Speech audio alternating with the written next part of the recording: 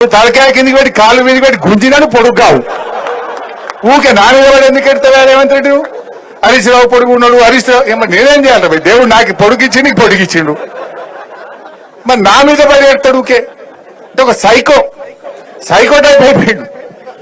ఈ రకంగా ఇవాళ ఏమనంటే కేసు ఇవాళ అనవసరంగా మన కౌశిక్ రెడ్డిని అరెస్ట్ చేసిండు ఆ అరెస్ట్ కూడా ఎట్లా చూసి ఇవాళ శనివారం రేపు ఆదివారం కోర్టు ఉండదు ఇప్పటికి 10 సార్లు తిట్టింది కోర్టు నువ్వు ఈ శుక్రవారం రాత్రి శనివారం పూట అరెస్ట్ చేయకు నువ్వు కావాలని వేస్తున్నావు బిడ్డ అని హైకోర్టు మొటికాలేసింది పోలీసు వాళ్ళకు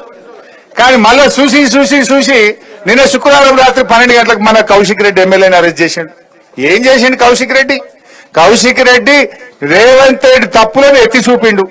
గట్టిగా మాట్లాడిండు పోరాడిండు బీఆర్ఎస్ ఎమ్మెల్యేలను గుంజుకుంటే వాళ్ళ మీద గట్టిగా పోరాటం చేసిండు బిడ్డ రాజీనామా చేయండి రాబాయ్ అని కొట్లాడిండు ఆ కౌశిక్ రెడ్డి గట్టిగా అడుగుతుండని ఆయన మీద పగబట్టి